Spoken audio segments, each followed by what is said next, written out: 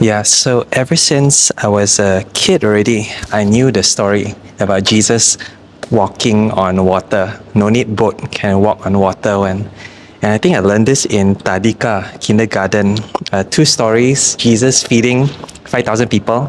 Remember that, and also Jesus walking on water. And both of these stories are actually in the same chapter, in Matthew chapter 14. But on Sunday in Bible study, we looked at the story of Jesus walking on water. We saw four things. Firstly, we saw that the disciples were in the boat. And then we saw Jesus walking on water and revealing himself. Then we saw Peter. He also wanted to walk on water. And finally, all the disciples, they were worshiping Jesus in the boat. And what we saw was, firstly, with the disciples, they were facing a storm. Yeah, they were in a boat, and then it was late at night. And so it's very, very scary. But they were in this situation of obedience, not disobedience. That is, Jesus was the one that told them to get into the boat. Jesus was the one that put them in that situation. And so when we face, challenges, trials, storms in life, it might be by design. It might be that, as we follow God, He will place us in situations that can be kind of scary. So that's the first thing. But secondly, in that situation, Jesus revealed Himself. So it's middle of the night, they see this hantu that turns out to be Tuhan. Yeah, I'm sure someone in Malaysia has made that joke before. They think it's a ghost, but Jesus reveals Himself as God. And He does this when He says, take courage, it is I. Ego eimi is the divine name, or Yahweh meaning I am.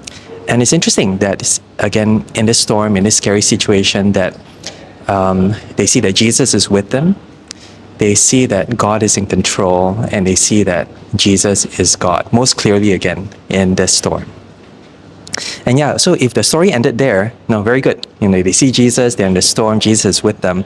But then it continues because Peter says, hey, call to me, command me, and I also want to walk on water. And Jesus says, come. And two things happen. Peter starts walking on water, but then he starts to sink. And I think we see this in our own lives as well. I think the pastor on Sunday, he was making the point that you need to get out of the comfort zone, get out of the boat in order to respond to this calling. Well, Jesus is the one who calls him. But at the same time, we doubt God for the very thing we're asking Him to do. And so both things are happening as we seek to follow God, obey God. We trust Him, but we also doubt Him at the same time. But finally, Jesus stretches out His hand. I love this picture of Him pulling Peter up and saying, why did you doubt? And so why do you have so little faith? And it's describing the situation whereby all the disciples, they should be recognizing Jesus for who He is, but at this point, but still they doubt, still they are unsure. And in the end, they worship Jesus. When He gets into the boat, the storm ends, and then they say, oh, surely you must be the Son of God. But what does it take? What does it take for us to get to that point of worship and acknowledgement? Well, again, I think we see that it takes like the storm, it takes this kind of testing, it takes Jesus revealing Himself to us when we're in the storm. It takes us kind of like stepping out in faith and asking Jesus to call us to Him. And finally, it takes us responding in faith, responding in worship to Jesus as the Son of God.